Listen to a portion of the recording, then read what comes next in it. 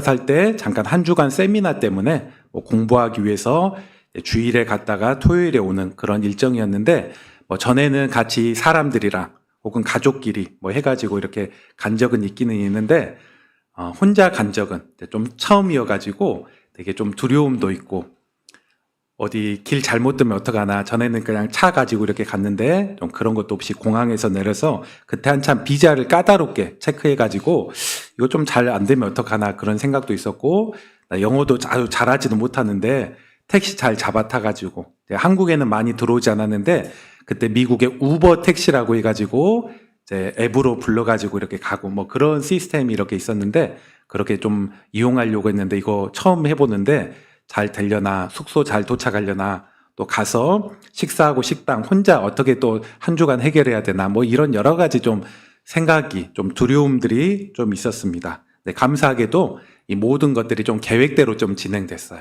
비행기 잘 내렸고, 비자도 어려움 없이 좀 받았고, 공항에서 좀 그 단기 비자 받았고, 그리고 택시도 잘 잡고, 뭐 해가지고 숙소까지 도착해가지고 안내받아서 한 주간 수업했던 그런 기억이 있습니다. 도착하는 날, 하나님께 감사하고, 또 집에도 아내한테도 연락해가지고, 무사히 도착했어. 큰일 없었어. 잘 길 헤매지 않았어. 뭐 그렇게 통화했던 그런 기억들도 있기도 합니다. 익숙하지 않았지만 그런 어려운 가운데 좀 하나님 의뢰하면서 도와주시는구나, 이런 좀 생각이 들었던 그런 기억이 있습니다. 여러분도 나름의 또 이런 여행들, 또 혹은 혼자 낯선 곳을 가면서 두렵기도 하고 하나님 의뢰하면서 또 그런 길을 잘 헤쳐나갔던 기억이 혹 있을지 모르겠습니다. 오늘 이런 것들, 우리의 이런 상황들을 한번 생각해 본다면 오늘 야곱 이야기를 한번 하기 원하는데, 야곱의 그런 상황들을 조금 더 잘 이해할 수 있으리라 생각을 합니다. 우리가 지난 시간에는 이제 이삭에 대해서 말씀을 한번 들었습니다. 아브라함은 이삭을 낳고, 이삭은 이제 야곱을 낳으면서 이삭의 아들이죠. 이제 야곱이 이렇게 낳는 그런 스토리가 이어져 나갑니다. 그 야곱에게는 형제가 있었죠. 우리 뭐 익숙하게 아는 구절이지만, 이삭은 두 쌍둥이를, 그러니까 쌍둥이 형제를 낳는데 그 첫째 형이 에서였고, 그리고 둘째가 야곱이었습니다. 그런데 에서는 그 들나귀의 사람이고 거친 사람이고, 야곱은 되게 집에만 있기 좋아하는, 엄마하고 그래서 더욱더 친한, 성향이 너무나 다른 그런 사람이었죠.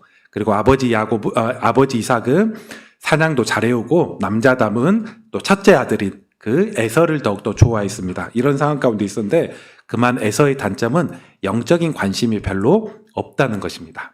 그래서 그 에서는 어떤 일이 있었느냐, 사냥하고 와가지고 너무 배고프니까 동생이 야곱이 팥죽 쓰고 있었죠. 그때 그런 얘기를 합니다. 이 팥죽 나에게 좀 줘라, 팔아라 하면서 내 장자권, 부모님 때부터 오는 쭉 장자의 그런 축복들 너가 그냥 가져가고 나에게 팥죽 팔아라 하면서 그렇게 구두로 약속했던, 뭐 장난일 수 있었지만은 이 장자의 축복권은 그렇게 장난할 그런 것들이 아닌데, 그런 식으로 팥죽 하나로 바꿔버릴 정도로 에서에게는 영적인 가치가 좀 그에게는 중요하게 느껴지지 않았고, 말로 그렇게 너 가져가라, 팔게, 뭐 이런 일들, 그런 일들이 있었습니다.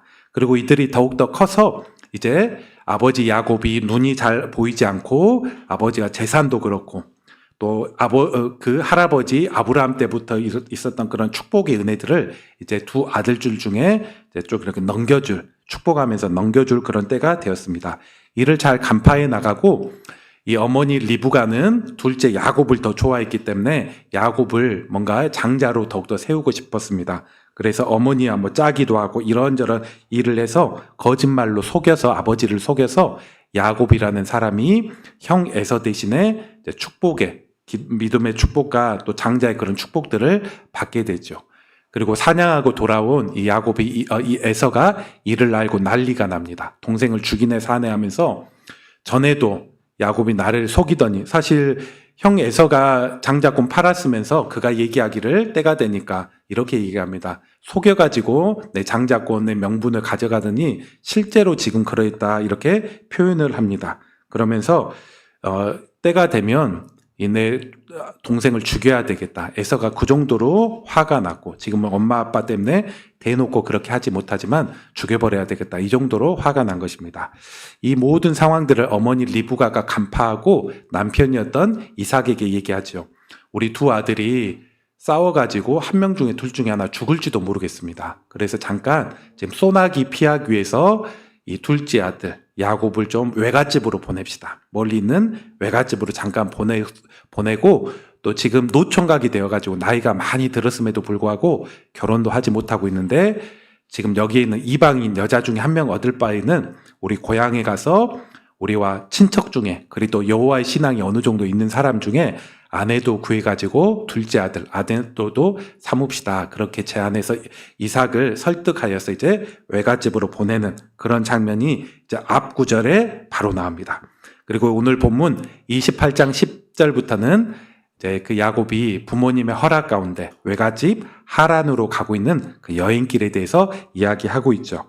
지금 야곱이 살고 있는 곳은 이스라엘 가장 남쪽 중에 하나인 브엘세바에 살고 있습니다.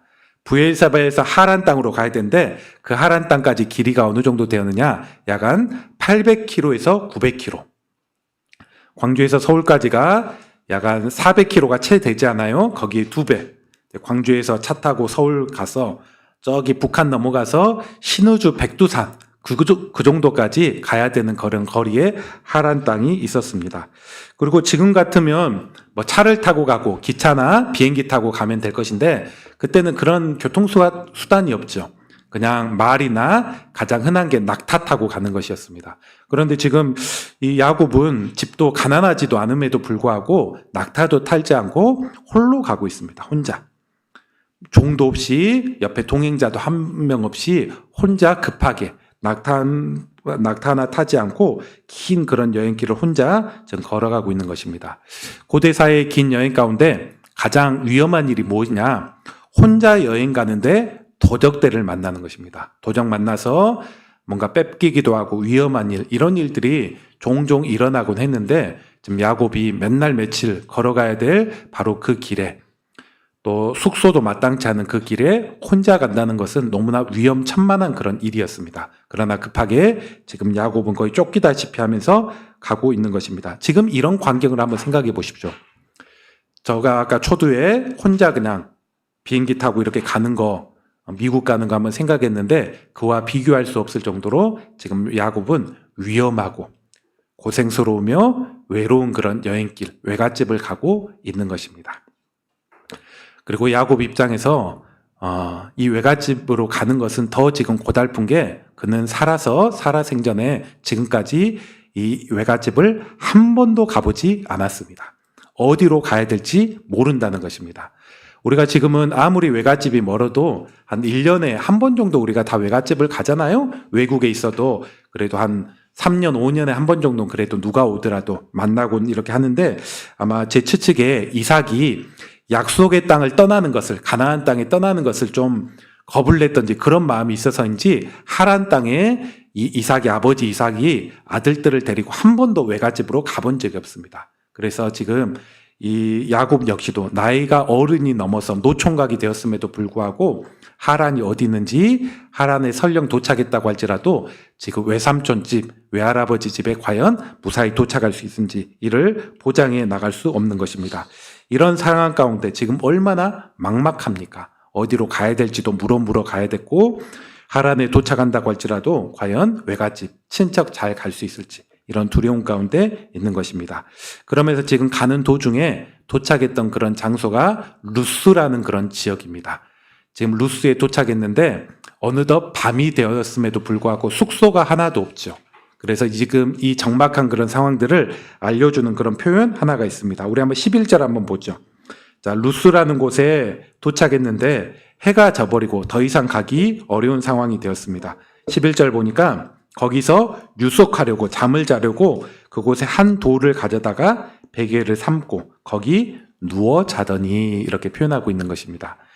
지금 숙소도 구하지 못해서 어디 잘 곳도 있지 못해서 지금 노상에서 지금 길가에서 노숙하는 그런 꼴이 있죠. 그리고 베개나 벨 것도 없어가지고 그냥 목 댈 수 있는 그런 돌 하나 구해가지고 사람들 잘 보이지 않는 어디 숲 가운데 들어가가지고 잠을 청하고 있는 그런 야곱의 모습입니다. 바로 이 모습이 야곱의 지금 현실, 막막하고 어려운 그런 상황들을 알려주는 그런 대목인 것입니다. 잠을 자고 있는데 그가 잠에서 하나의 꿈을 꾸게 됩니다. 어떤 꿈이었는가? 한 사닥다리를 보았는데, 사닥다리라는 것은 약간 어려운 표현일 수 있는데 그냥 계단이라고 보면 돼요. 계단 하나를 보았는데 그 계단이 땅에서부터 어디까지 연결되어 있느냐? 저기 보이지 않는 하늘까지 연결되어 있는 계단, 하늘 계단, 사닥다리를 보았습니다. 그곳에 천사가 여러 명 보이더니 그 계단을 타고 하늘에 올라가기도 하고 내려오기도 하고 그런 어떤 광경을 보았습니다. 되게 신기하죠.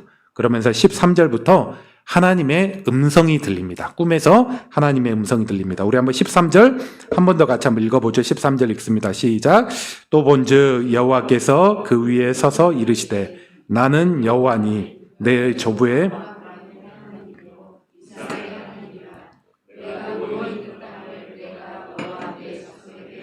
하나님이 나타나서 말씀하시기를 내가 너희 할아버지 하나님, 아버지 하나님이었다. 그러면서 내가 누워있는 이 땅, 루스 땅, 이곳을 너에게 줄 것이다. 이렇게 얘기합니다. 14절 계속해서 이야기하기를 내 자손이 땅의 티끌처럼 많아질 것이다. 동서남북으로 퍼질 것이고 너희 족속으로 땅의 모든 족속이 너와 너 후손 때문에 복을 받을 것이다. 이는 예수 그리스도를 통해서 모든 이들이 구원받고 15절 또 개인적으로 이렇게도 얘기합니다. 내가 너와 함께 있어서 내가 어디로 가든지 너를 지킬 것이고 반드시 너 지금 외갓집 가잖아. 외갓집에서 일정 잘 마치고 계획된 것들 잘 마치고 반드시 이곳에 돌아올 거야. 안전하게 돌아올 거야. 내가 허락한 것을 다 이루기까지 너를 떠나지 않고 너와 계속 함께 할 거야. 이렇게 얘기해 줍니다. 그에게 주신 약속은 크게 두 가지였죠. 할아버지, 아버지에게 주셨던 언약의 축복들을 너에게 이어갈 거야. 이런 말씀을 하셨고, 그리고 두 번째, 개인적으로는 15절, 내가 지금 너 막막한 여행길 가운데 함께 할 거고, 어디로 가든지 함께해서 하란 땅에서도 무사히 살아가고, 또 이곳에 반드시 돌아올 것이고, 또 너가 이 할아버지, 아버지에게 주셨던 약속들을 바로 이 가나안 땅에서도 계속 누려가고 하는 그런 삶을 너가 할 거야. 지금 너 어디 도적대 만나서 죽지도 않을 것이고 네 삶이 완전히 망가지지도 않을 것이고 내가 너를 어디로 가든지 지켜줄 거야. 이런 약속을 해 주시는 것입니다. 지금 막막한 이 상황 가운데 지금 야곱 입장에서는 눈물 날 수 있겠죠. 내가 아버지 속이고 형 속여가지고 이렇게 고생하구나. 뭐 자책해 나갈 수 있고 과연 외갓집 잘 갈 수 있을까 이런 두려움도 있는데 꿈 가운데 하나님의 음성을 들으면서 그는 확신을 가질 수 있었습니다. 내가 다른 거는 몰라도 앞으로 고생은 할 수 있을지언정 내가 여기서 죽지는 않겠구나. 하나님이 나를 보호해줘서 그 외갓집 잘 도착하고 외갓집에서 일정 잘 마치고 또 아내도 잘 구하고 이곳에 반드시 안전하게 잘 도착할 수 있겠구나. 이런 확신은 그가 지금 이제 갖는 것입니다. 과정은 어려움이 있을지언정 결론은 분명하구나. 이런 확신을 갖고 그에게 갖고 있는 불안과 두려움을 떨쳐낼 수 있었습니다. 그리고 하나님을 더욱더 의지해 나갈 수 있었습니다. 그래서 그가 그 이후에 잠을 깨자마자 했던 것이 무엇이냐? 베개로 삼았던 돌을 땅에다 탁 박고 그 위에 기름을 부으면서 소위 하나님 앞에 이제 기름을 붓는 그런 제사를 드리게 됩니다. 짐승은 없었기 때문에 짐승 제사가 아니라 기름을 통해서 드리는 소위 전제라고 하는 그런 제사를 드렸고, 그리고 그곳의 이름이 루스였는데 더 이상 루스라고 하지 않고 이곳은 하나님의 집이다. 하나님을 만나는 하나님의 문이 있는 것이요, 하나님의 집이 있는 곳이요, 이런 의미로 그곳을 벳엘, 벳이라는 말이 집이라는 말입니다. 엘, 하나님의 집, 그런 의미로 그곳 이름을 더 이상 루스라고 하지 않고 베델이라고 불렀고, 그의 후손 역시도 그 땅을 베델, 우리 주변에 보면 베델 교회가 꽤 있죠. 베델 교회, 엘베델 교회, 여기서 다 나왔어요. 물론 그 이후에 보면 또 야곱이 돌아와서 가장 힘들 때 또 이곳을 다시 찾을 때가 있습니다. 그래서 엘베델, 다시 베델로 왔다, 그런 표현으로 이곳 이름을 베델, 엘베델 이렇게도 부르고 있는데, 베델로 부르며 하나님 앞에 내가 이곳에 다시 돌아오면 또 하나님 앞에 바른 예배, 믿음의 삶 살겠습니다 하면서 사약하고 서원하는 그런 모습을 볼 수가 있습니다. 우리가 이런 과정들을 이렇게 쭉 보고 하는데, 우리가 오늘 본문을 통해서 하나님이 어떤 분이냐, 야곱에게 어떤 분이셨느냐, 그리고 이것들은 우리 자신에게 혹은 우리에게 야곱과 같은 또 자식들이 있을 것인데 우리 자신에게, 우리 자손들에게 어떤 하나님이냐, 우리는 두 가지의 중요한 하나님의 모습을 한번 배울 수 있을 것입니다. 한번 이를 붙잡고 우리가 기도 제목으로 또 우리 자신을 비춰나가는 모습이 되기 원합니다. 하나님은 어떤 하나님이냐? 오늘 야곱에게 보여주신 하나님은 이런 분이셨습니다. 우리에게 먼저 찾아와 주셔서 만나시는 하나님이 바로 야곱의 하나님, 우리가 믿는 하나님이십니다. 이 말을 바꾸어서 이야기해보면 우리의 실수와 잘못, 죄에도 불구하고 우리를 떠나지 아니하시고 우리를 찾아오시고 지키시는 하나님이라는 것입니다. 지금 야곱의 상황을 다시 한번 생각해 보십시오. 야곱이 왜 길을 떠나고 있습니까? 하란을 향해서 왜 가고 있습니까? 그가 지금 도망치듯 지금 하란을 향해서 가는 것은 뭔가 믿음의 삶을 살아나가다가 핍박당하고 어려움 당한 게 아니었습니다. 하나님 뜻대로 살아가다가 어떤 믿음 없는 불신자들에 의해서 그들의 핍박을 피해서 떠난 그런 상황이 아니죠. 아버지 속이고 또 잘못된 방법으로 분명 하나님께서 야곱을 통해서 약속을 이루겠다고는 말씀은 하셨지만 이 하나님의 뜻을 이루어감에 있어서 하나님의 방법이 아닌 세상적인 방법, 또 잘못된 속임의 방법을 통해서 이것들을 취하다가 어려움을 당하고 있는 바로 그런 모습입니다. 분명 야곱이 잘못된 선택을 했고 죄를 지었음에도 불구하고 우리 같으면 너 한번 죄 지었으니까 죄에 한번 벌을 받아봐야지 이렇게 할 수 있는데 하나님은 그렇게 하지 않았다는 것입니다. 가장 힘들어하고 있는 그런 야곱에게 먼저 찾아가 주셔서 언약을 다시 기억나게 해주십니다. 할아버지에게 주셨던 약속, 아버지에게 주셨던 약속이 너에게 이어질 거야. 뿐만 아니라 개인적인 보호와 축복을 하실 것이며 너가 어디로 가든지 하란 땅 잘 도착하고 너가 원하는 거 이루어서 다시 이곳에 돌아올 거다. 이렇게 말씀하고 계시는 것입니다. 하나님이 왜 그렇게 말씀하십니까? 야곱에게만 왜 특혜만 주시는 것입니까? 아니죠. 이게 바로 하나님의 모습입니다. 하나님은 어떤 분인가? 하나님께서 자녀로 택한 그런 백성들을 떠나지 아니하시고 비록 그들이 잘못하고 또 인간적인 연약함이 있다고 할지라도 그들을 버리시지 아니하시고 바른 길로 인도해 주시는 그런 하나님의 원리와 역사들이 야곱뿐만 아니라 모든 하나님의 백성들 가운데 동일하게 나타나는 것입니다. 먼저 하나님이 다가오시고 또 사람을 다듬으시며 또 하나님의 뜻하는 것을 결국 이루어 가시는 하나님의 역사가 야곱에게도 있고 우리에게도 있는다는 것입니다. 여러분들이 예수님을 믿어서 구원을 받았다면 여러분에게도 이런 하나님의 섭리와 일하심이 있을 줄 믿습니다. 우리가 연약하고 또 심지어 인간적인 그런 생각 가운데 잘못된 그런 선택을 했다고 할지라도 하나님이 우리를 지키십니다. 그리고 우리가 구원받은 것부터 하나님이 우리를 찾아와 주신 거 아닙니까? 우리가 어떻게 하면 우리가 구원받지? 어떻게 하면 신이 계신 것 같은데 하나님께 나가지? 이렇게 해서 우리가 구원받은 게 아니죠. 죄 아래 살고 하나님과 무관하게 살다가 하나님이 우리에게 찾아오셨습니다. 그러면서 하나님에 대한 믿음에 대한 이런 고민을 하게 하시고 우리 마음을 점점 여시더니 결국 그 예수님을 받아들이도록 예수님이 우리에게 먼저 찾아와 주셔서 우리의 죄를 깨닫고 돌이킬 수 있도록 우리를 그렇게 해주셔서 우리가 예수님을 믿게 된 것이고 믿음 이후에도 이런 삶을 살아가는 것입니다. 야곱은 이후에도 하나님을 오늘 본문 28장에 만난 이후에도 직접적인 만남 이후에도 사실 고생을 많이 했습니다. 우리 찬송가 338장에 보면 내 주를 가까이 하게 하면 이런 찬양이 있죠. 2절부터 4절까지가 야곱의 그런 이야기죠. 야곱이 고생한 같습니다. 야곱의 고생의 그런 표현들이 쭉 338장에 나타나는데 사실 이 가사대로 야곱은 이후에도 고생을 되게 많이 했습니다. 왜 고생하냐? 하나님의 어떤 지키신다는 그 약속을 받았음에도 불구하고 인간적으로 뭔가 자기 뜻을 이루려고 하다가 되게 고생을 많이 합니다. 외삼촌집에서 가서도 자기가 속이기도 하고 속임을 당하기도 하고 그런 안 해도 될 고생, 하나님 뜻대로 순종하며 살아갔다면 하지 않아도 될 어려움을 그가 계속 당하면서 다듬어지고 그의 다리가 부분적으로 불구도 되기도 하고 장애도 있기도 하고 이런 어려움들을 그의 인생 이후의 삶에서도 계속해서 있게 됩니다. 그러나 하나님은 어떤 분이셨느냐? 이런 계속 엇나가는 그런 야곱을 하나님이 떠나지 아니하시고 그를 지켜주시고 다듬어 주시는 믿음의 역사가 이후에도 계속 있었습니다. 그러더니 야곱을 믿음의 조상으로 아브라함의 하나님, 이삭의 하나님, 야곱의 하나님으로 이어져 나가도록 이스라엘 백성들 가운데 하나님이 나타나셔서 계속해서 그렇게 이야기했어요.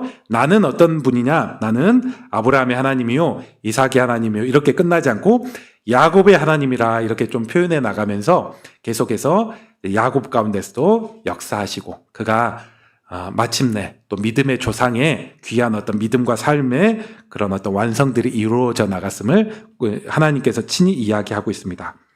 우리가 이런 야곱을 볼 때 택한 백성은 버리지 않는다. 다가와 주시고 역사하신다. 이것들을, 이런 원리들을 우리가 붙잡아 살아갈 수 있을 것입니다. 이런 모습으로 여러분의 모습을 한번 비춰보시기 바랍니다. 내가 과거에 엇나갔던 모습이 있고 불순종했던 그런 모습이 있었지만 하나님께서 먼저 나를 찾아와 주셔서 다듬어 주셨기 때문에 내가 지금 이 정도까지 왔고 내가 이 자리 가운데 더욱더 나아갈 수 있겠구나. 그리고 이것들은 우리뿐 아니라 우리 자녀들 향해서 기도해 나갈 때도 가질 수 있는 소망이기도 합니다. 야곱 같은 자식이 있습니다. 어릴 때부터 교육했는데 그때는 좀 믿은 것 같더니 엇나가기도 하고 자기 뜻대로 더욱더 살아가기도 하려는 그런 자녀들이 있다면, 그러나 언약의 자녀, 또 하나님께서 선택된 그런 자녀라고 하면 결국 막아주시고 인도하시는 하나님의 섭리와 역사가 있다는 것입니다. 제가 과거에 설교할 때 한번 언급했던 그런 적이 있는데, 제가 과거에 빌리 그레암 목사님의 그 아들의 그런 간증이 되게 인상 깊어가지고 한번 과거에 한번 언급한 적도 있는데, 한번 이 시간에 한 번 더 좀 자세하게 한번 좀 설명해 보고 싶습니다. 이제 빌리 그레암 목사님이라고 아시죠? 20세기의 최고의 전도자라고 할 수 있는, 한국에도 여러 차례 또 오시기도 하셨고 또 미국 사람으로 가장 많은 대중 집회 하셨던 그런 목사님. 그에게 몇 명의 자녀들이 있는데 말썽꾸러기 아들이 한 명이 있었습니다. 바로 플랭클린 그레암이라는 그런 사람입니다. 그는 청소년 사춘기부터 좀 삐뚤어 나가더니 청소년 때부터 술꾼이었고 도박하는 사람이었습니다. 대학교 가더니 대학교 생활 어느 정도 적응하지 못하고 자퇴해버렸습니다. 그리고 방황하다가 마약에도 손을 대기도 하고 그런 삶을 살았습니다. 아버지는 세계를 다니면서 예수님을 증거해 나가고 있지만 아들의 삶이 이를 부정해버리는 그런 삶이죠. 예수님 믿어도 저 모양 저 꼴이구나, 안 되는구나, 그런 식으로. 그래서 아버지나 어머니는 되게 크게 고민이 있었죠. 아들 위해서 오래도록 기도를 하고, 이게 또 큰 근심거리 기도 제목이었습니다. 그런데 이 프랭클린 그레암이 어느 때 한번 경비행기를 좀 탄 적이 있습니다. 미국에 이제 경비행기를 타고 운전하면서 미국의 사막을 이렇게 쭉 이렇게 갈 때가 있었습니다. 그런데 자기의 그 미스이기도 하고 또 비행 미스이기도 하기도 하고, 그만 연료 체크를 제대로 하지 않아서 한참 가고 있는데 연료가 거의 다 떨어져 버린 것입니다. 그리고 한밤중에 여행을 했기 때문에 지금 쭉 이렇게 돌고 돌아오면서 지금 돌아올 그런 지점들이 잘 보이지 않습니다. 그리고 더 심한 것은 지금 그 교신을 해야 되는데 그만 그 교신 그 상태가 고장 나가지고 어디로 이렇게 착륙해야 되는 그 지점과 뭐가 통화나 교신 이것들이 안 되고 있는 그런 상황이었습니다. 이 플랭클린이 이런 연료도 떨어지고 밤에 보이지도 않고 교신도 끊겨가지고 두려움 가운데 이제 연료 떨어져가지고 자기는 거의 죽어가겠구나 생각해 나가면서 그가 아버지의 하나님을 찾습니다. 하나님, 우리 빌리 그레암 아버지의 하나님 이렇게 찾으면서 만약 이런 가운데서도 제 목숨을 살려주시고 저를 거유해 주시면 제가 아버지의 뜻대로 살겠습니다. 그리고 할 수 있다는 미력한 힘이지만 아버지의 사역을 제가 이어서 돕는 사람이 돼보겠습니다. 이렇게 뭔가 그렇게 절박하니까 그렇게까지 기도하면서 하나님의 도움을 구했습니다. 그런데 신기하게도 그렇게 기도가 마치고 몇 분 되지 않아서 그 착륙할 그 비행기 거기 불이 환하게 확 켜지는 것입니다. 환하게 켜지더니 겨우겨우 그런 기름도 떨어지고 다 떨어져 갔는데 환하게 켜져가지고 급하게 잘 그 유도 그 등에 따라서 착륙을 하여서 목숨을 건지게 되었습니다. 그러면서 이후에 왜 이것들이 교신도 안 되고 있는데 왜 갑자기 유도등이 이렇게 켜졌을까, 이런 게 좀 살펴보니까 당시에 당직을 맡고 있었던 그 사람이 이렇게 거기 있었는데 목사님이 거기에 신방 온 것입니다. 그러면서 쭉 이렇게 신방하면서 한번 어떻게 일하고 있는지 한번 보고 싶습니다 하니까, 원래 그렇게 하면 안 되는데 제가 한번 여기 등 한번 잠깐 한번 켜볼게, 한번 목사님 모세요 하면서 딱 이렇게 켜가지고 한 5분 이내로 그곳에 이렇게 쭉 한번 돌아다니고 그렇게 했는데 그 등이었습니다. 그러면서 그런 어떤 일상들 이렇게 보면서 플랭클린 그레함이 하나님을 고백했다고 그렇게 얘기합니다. 아버지가 오랫동안 부모님이 날 향해서 기도했고 죽을 뻔하고 했는데 내가 하나님 살려주시면 하나님 믿겠습니다. 아버지 사역 내가 돕는 그런 자가 되겠습니다. 그렇게 고백해 나가면서 하나님의 어떤 만져지심, 날 계속 따라다니는 그런 은혜가 있었구나. 이를 그가 고백했던 그런 어떤 간증들을 제가 과거에 본 적이 있습니다. 지금도 이 플랭클린 목사님은 살아있어서 빌리 그레함 재단 이끌면서 지금도 사역해 나가고 계십니다. 이처럼 하나님의 은혜는 우리가 준비되었을 때만 찾아온 게 아닙니다. 우리가 은혜 받을 준비되었을 때도 찾아오지만 우리가 준비되지 않고 심지어 하나님 떠나고 하나님을 어떤 부정해 나가는 그런 상황이 있다고 할지라도 우리의 삶을 다듬어 주셔서 움직여 주시는 하나님의 역사가 있는 것입니다. 왜냐? 하나님은 우리를 먼저 찾아오시는 하나님이시고 우리를 다듬어 가시는 그런 하나님이시기 때문입니다. 그리고 두 번째, 오늘 또 야곱이 만난 하나님은 어떤 하나님이냐? 우리를 먼저 주권적으로 찾아오시는 그런 하나님이 첫 번째 내용이라면, 두 번째 야곱은 가장 힘든 순간에 만나주시는 그 하나님을 야곱이 경험하였습니다. 가장 힘든 순간, 어려운 순간에 만나주신 하나님. 이 말을 바꿔보면 우리가 힘든 순간은 하나님을 더 깊이 만날 수 있는 기회와 시간이 될 수 있음을 우리는 배울 수 있는 것입니다. 자, 야곱은 지금까지 한번 생각해 보십시오. 부모님 밑에 살면서 되게 안전하고 평안하게 살았습니다. 이삭 집안이 그래도 어느 정도 기근했지만 우리가 지난 시간에 살펴봤지만 하나님이 축복하셔서 농사도 되게 잘 됐잖아요. 부하고 그리고 파는 곳마다 물도 잘 나오고 아버지의 그늘 밑에서 이 야곱은 안전하게 살았습니다. 그리고 그는 아버지 밑에 있으면서 같이 예배도 드리고 제사도 드리면서 나름대로 교훈도 받고 우리 하나님께서 할아버지 때 불러주셔서 우리가 이 땅에 왔어. 이런 여러 가지 우리가 알고 있는 그런 교훈들을 계속해서 들었을 것입니다. 예배하는 자리에 앉아 있었을 것이고 아버지가 하는 기도 같이 계속해서 들으면서 있었을 것입니다. 그러나 그때는 야곱에게는 하나님이 지식적인 하나님이었지 자기의 하나님, 자기가 만난 하나님이 아니었죠. 하나님이 아니었습니다. 그런데 오늘 28장에 비로소 그가 꿈에서 하나님을 만나고 어려운 순간 하나님을 만나고 그가 이렇게 고백합니다. 우리 17절 다시 한번 보십시오. 17절에 이렇게 고백합니다. 두렵도다 이르되 두려워하여 이르되 두렵도다 이렇게 고백합니다. 그러면서 이곳은 다름 아닌 하나님의 집이요 하나님의 문이로다 이렇게 표현하고 있는 것입니다. 야곱이 지금 있는 곳은 어떤 곳입니까? 루스라는 그런 어떤 황량한 그런 들이 있는 곳입니다.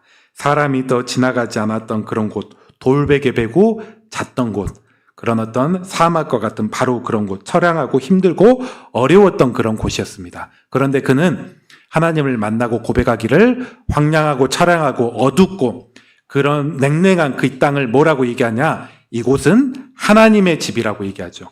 하나님의 집이요 하늘로 가는 문이로다 이렇게 표현하고 있는 것입니다. 이곳이 하나님을 만나니 하나님이 집이 되고 하나님을 만나는 그런 장소가 되는 하늘로 가는 그런 곳이 되었던 것입니다.